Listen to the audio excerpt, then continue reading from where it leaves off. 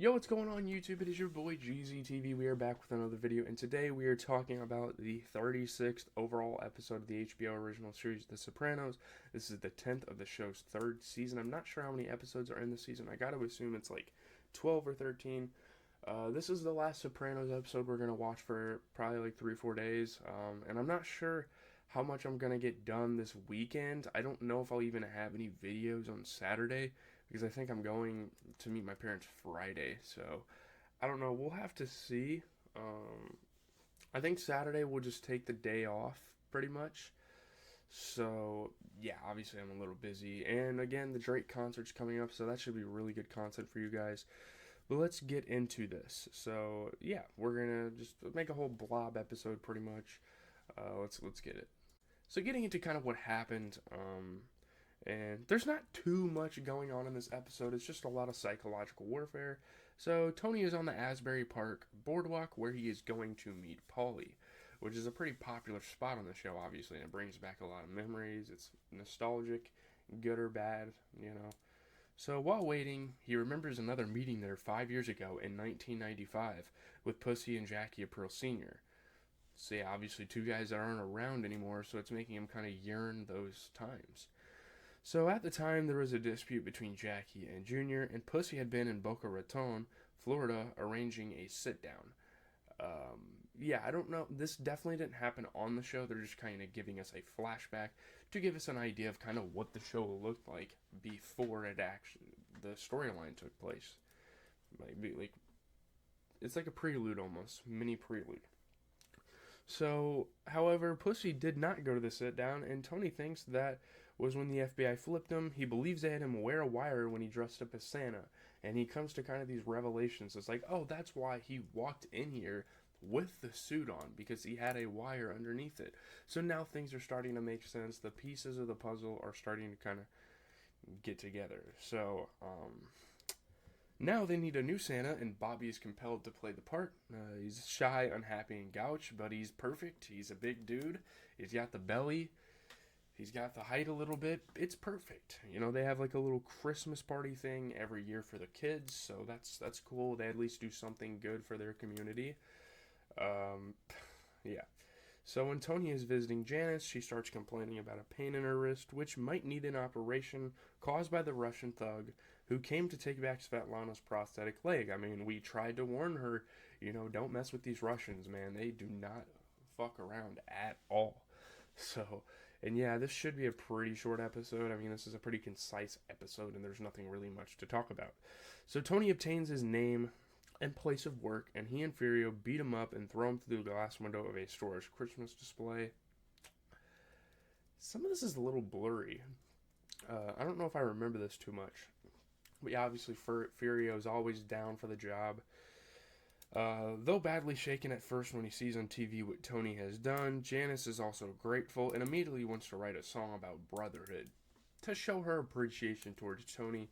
And she's like, oh, that's what we missed in the song. And she's talking to her like narcoleptic date or boyfriend or whatever she considers him, fiance. I don't know if they're getting married or not. I'd have to assume maybe eventually they will. They're both like people of God, and they've kind of bonded over that, which is cool to see her character kind of transition, as cringy as it might be. But yeah, so Charmaine, newly separated from Artie, looks glamorous at Nuovo Vesuvio, almost like she's trying to get people's attention. She's got her boobs all out, pretty much. Like, her cleavage is just all out in display for everyone. So Tony compliments her, but she responds by blaming him for changes in Artie's character. She doesn't really like him, and she's not interested in him because of what he did to Artie and pretty much ruined their marriage, which is definitely not true, but yeah. He angrily walks out along with Christopher and Silvio. He's like, fine, if you don't want to give me respect, I'm not eating at this shitty restaurant. Let's fucking go. We got better things to do. So they go to a strip club instead, another strip club that isn't the Bada Bing. So Jackie Jr. is there getting a lap dance. Somehow, some way, Tony always finds this kid everywhere, and it's just a terrible thing because he wants this guy to be good for his daughter, and it's not seeming to pan out that way. So enraged, Tony takes him to the bathroom and beats him up, gives him a piece of his mind, tries to teach him a lesson a little bit. Like, what the fuck are you doing? You're selling the bag here. I don't know what's going on. So he confiscates the gun Ralphie gave him and knees him in the groin, leaving him on the floor. So yeah, this episode also takes place on Christmas morning, which seems kind of climatic because I don't know, the episode isn't super interesting. Again, it's a lot of mental, psychological stuff that they kind of sprinkle in here. But on Christmas morning, the Sopranos are opening their gifts when Jackie arrives with presents from his mother and his own present for Meadow, an engraved necklace. So obviously he's still trying to kind of confess his love and do all this stuff and be lovey-dovey and that sort of thing.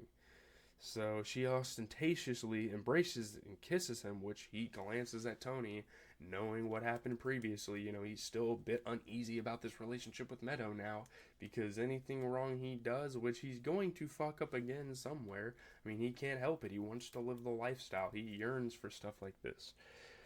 So, alone with Tony, Jackie tells him he has flunked out of Rutgers, but believes he can be a serious student of men's fashion. Pre-med just wasn't really his passion. He wanted to get into something else, and Meadow has kind of influenced him to do that. He says, I'm sorry again and again. He's just continuously, he doesn't want to live the traditional life, and I don't think personally that there's anything wrong with that.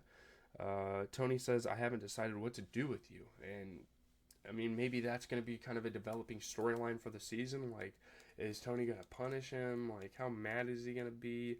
Blah, blah, blah. So after Jackie leaves, Tony has to fake amusement when Meadow gives him her present, a big mouth Billy Bass. And how ironic is that? How crazy is that to tie that in at the end of the story? I think the show creators were super effective at doing that.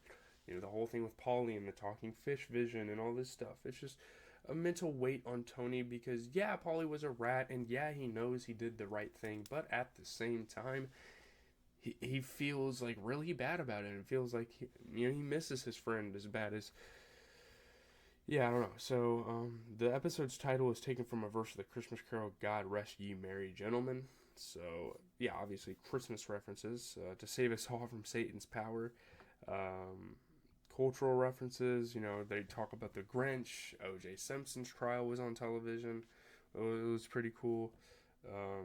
The Big Mouth Billy Bass, the Asbury Park Boardwalk were kind of some interesting symbols in the show that they brought back.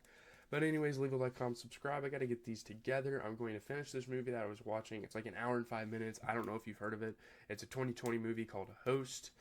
It's like a quarantine type of thing, and we're going to finish that and obviously review it on the channel tomorrow. So have a good rest of your day. Recap should be coming tonight. So yeah.